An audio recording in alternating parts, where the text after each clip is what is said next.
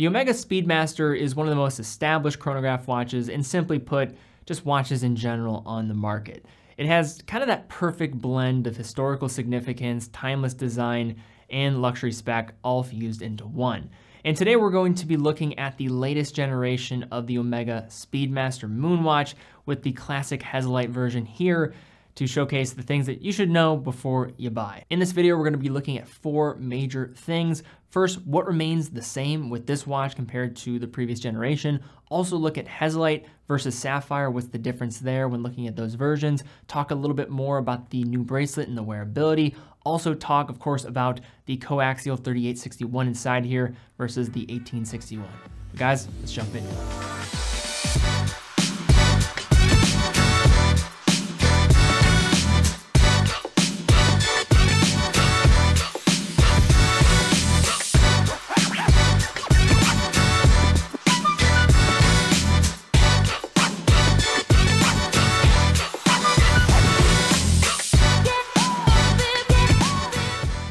All right, guys, before we jump into this video, definitely check out the new releases at teddybaldassarre.com, including another more affordable chrono, which would be the Hamilton Chrono H. So that is also a manual wind caliber. It's brand new, slightly more affordable, did an awesome review of it. And Lancaster, I learned it's Lancaster, not Lancaster, after leaving there, so missed it in the actual video. But definitely go check it out. Cool video of that new watch, as well as checking out some of the other new releases that we have, variety of different price points and brands, so definitely check it out. Now, normally in a video like this, I would take some time to share a bit of history about the model family, but in this case, we're talking about what is truly one of the most well-known watch stories of all time, and I don't think you guys want to hear about this watch going to the moon again. But as a high-level recap, the original Speedmaster was originally unveiled in 1957 as an auto racing and sports chronograph before eventually being selected by NASA astronauts in 1964. And with its trip to the moon, it really helped elevate it to kind of that pantheon of watches. Since then, there have been a myriad of variations and limited editions, but the models that have the ultimate staying power are the Moonwatches, with this one being the most recent generation. So to begin here, let's look at kind of what's the same. Now, when dealing with a storied watch as the Speedmaster Moonwatch, it is important to balance new updates with remaining true in some aspects. To put it frankly, there is quite a bit that remains from the past within the design, so let's begin there in highlighting some of the high-level points. Starting with the overall case construction, the new Hesalite model is virtually the same size as the previous version, with dimensions of 42 millimeters in diameter and a 13.5 millimeter in thickness and a lug-to-lug of 47 millimeters. Now, the case also comes with its turn lug design, lending to the classic Speedmaster silhouette, with the traditional layout of the pushers and crown set within, being recessed in the case just slightly in order to offer protection without getting in the way of the engagement. Now, the case finish comes with brushed sides, and the case also will have that kind of turn lug design with high polish along its edge, rather signature for the Speedmaster. At the outskirts of the case, the tachometer scale set on the aluminum bezel insert with the glossy black reflection offers a familiar look and notable dot over 90 as a nod to vintage speedy collectors. The model, similar to the previous generation, also comes in both a Hesalite and Sapphire option, with this model channeling the classic Moonwatch in its heavily domed Hesalite, even showcasing the small Omega logo set at the center if you look very closely. The dial layout remains very much true to the Speedmaster DNA, with its black matte finish, printed markers, and a bit of a stepped architecture as you approach the minute track on the dial, light graduations between minute markings, and the 3 register displays across the dial with white markings throughout. So for the sake of this video, we only have the Hesalite here, so I'm only going to serve that as an entrance into this new generation. However, it is important to mark the differences between the Hesalite version and the Sapphire variant. So to address the most immediate difference in the watches, it's going to be the price, as the Sapphire version is going to be $850 more than the Hesalite version, a separation of price that is nothing new compared to what we've seen previously with these models. Getting into more structural changes, the Hesalite comes with the classic effect of the warm vintage hue that will be more susceptible to scratches than the Sapphire, yet can be buffed out rather easily with some effort. The dome of the crystal on the Hesalite is going to be a bit more pronounced compared to the Sapphire, making the watch also a bit thicker as a byproduct of this, with the Sapphire measuring close to 13.18 millimeters and the Hesalite coming in at 13.58 millimeters, which, given that most of this is going to be a byproduct of the crystal, most of that is not going to be actually felt when having it on the wrist. But perhaps the most noticeable change is going to be with the sandwich Sapphire, with the Sapphire crystal on the front as well as on the back of that Sapphire version, displaying the movement within. While the Hesalite comes with a closed case back with the traditional Moonwatch engraving protecting the coaxial movement inside, which we will certainly get into more detail later in the video. A couple other small details helping to differentiate these two models, and probably the easiest indicators if you're just looking at photos online. First, with the Omega logo on the dial. So with the featured Hesalite version here, all the markers as well as the logo are printed on the black surface, as opposed to the Sapphire that will feature a polished applied Omega logo.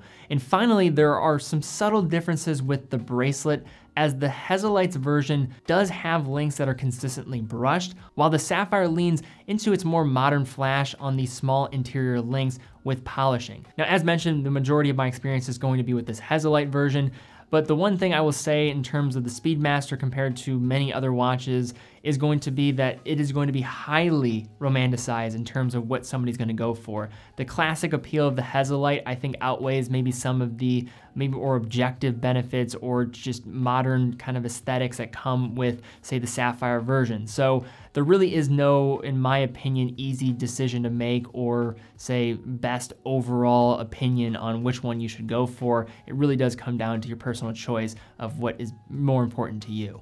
So the subtle finish on the bracelet is one thing, but let's talk about the bracelet in a bit more detail, as I think it's the biggest change when looking at this timepiece compared to the previous generation. So this new Speedmaster Professional bracelet demonstrates a complete redesign compared to the previous version, which tended to follow the overall design language with larger links that became increasingly popular during, say, the Bond era of Omega and, say, the Seamaster and what was going on there. With a more vintage-inspired look overall, it showcases 5 links across that drape straight down from the case, features screwed adjustable links in nearly a half-link size for fine-tuned adjustment for wear, and an especially heavy taper from the standard 20mm lug width down to 15mm at the signed push-button clasp. The clasp also leans heavily into the vintage-inspired world as well, with its linear engraved pattern with a signed Omega logo. So jumping back to the sizing, I had no issue with getting this sized up properly with my size of wrist with those screwed-in links. However, it would be nice to see some additional micro adjustment capabilities here, since there are only 2 actual points in the clasp, despite there easily being room for more. But just to inject some personal opinion here, because there was a lot of questions on Instagram of people asking about, hey, how does the new bracelet wear? Do you like it more than the previous one? Simple answer is yes, I do like it more than the previous one. I have a smaller wrist, and when you have these smaller links, it does allow the bracelet to drape down straight from the case to really form to the wrist better. This case overall is wearing closer to, I would say, a 40mm or 41mm case with that lug-to-lug distance, and this bracelet, I find it very wearable, breathable, and I just like the look of it more. It kind of evokes a bit more of a vintage style in terms of what it's going for, and I really like that when you're combining it with this Hesalite version. You have that warm hue from the crystal as well as the brushed links on the bracelet. One other point that I saw circulating in forums and comment sections was with the idea of the case being sharp and digging into the wrist. Now, I did wear this watch consistently for a week, and I tend to wear my bracelets rather tight, and I didn't actually detect anything out of the ordinary. Granted, I am speaking to this Hesalite version, so I don't know if that's gonna be different when it comes to the Sapphire over extended period of time, because you are getting a different case back there. But for my experience with the Hesalite version, I wasn't really able to replicate what some people were discussing with the overall case architecture. However, we just talked about the probably most outward-facing change on this watch, but now let's talk about the internal change on this watch with the movement. So despite the Speedmaster family being never short of additions, the movements housed within them have remained mostly unchanged in comparison. On the surface, looking at the new 3861, the visuals are very similar. It is a manual caliber and is fairly similar to its general architecture to the outgoing 1861. Since the 1861 has been in the market for decades now, a change was probably imminent, but as I mentioned about the Speedmaster being a watch that is very much a romanticized idea, there are going to be detractors to the changes here. However, let's discuss this movement and why it is probably the main reason for the price jump on these, as there's no question from a technical perspective, this is a more advanced caliber. So the 3861 is not entirely new, as it has been featured on a few other select models of the Speedmaster, such as the Omega Silver Snoopy, the 50th anniversary edition that we have reviewed on the channel, so I can link to it down below. But it is notable to see this in an actual Moonwatch. In terms of materials, the 3861 featured in the new Speedmaster includes a silicone balance spring, a free sprung balance, 26 jewels, rhodium plating, and Geneva stripes across the bridges. The movement being manually wound is not particularly a point of incredible note on the surface, but this is one of the rare manual calibers from Omega that utilizes a coaxial escapement. It's an escapement system that utilizes 3 pallets rather than the traditional 2 pallet system in order to reduce sliding friction and should increase the service interval time. The 3861 is also certified as a master chronometer by Metas, which includes 8 strenuous tests, including an upped accuracy standard of 0 to +5 seconds a day, a range of deviation that is higher than the cost standard, while also testing the watch fully cased up rather than just the movement. And this watch also has the benefit of high resistance to magnetism, offering up to an impressive 15,000 Gauss of magnetic field resistance, an impressive feat, especially for a chronograph. So just to give a high level overview, we have a 21,600 vibration per hour or 3 Hz beat rate. This movement does feature hacking and does have a slight increase from its power reserve from the previous 1861 with 50 hours here, and is a lateral clutch and a cam chronograph. Like the previous Speedmaster Professional, and indeed all of them since NASA selected the watch in 1964, the new Speedy has been subject to all of NASA's stringent tests and remains the only watch certified for EVA in spaceflight.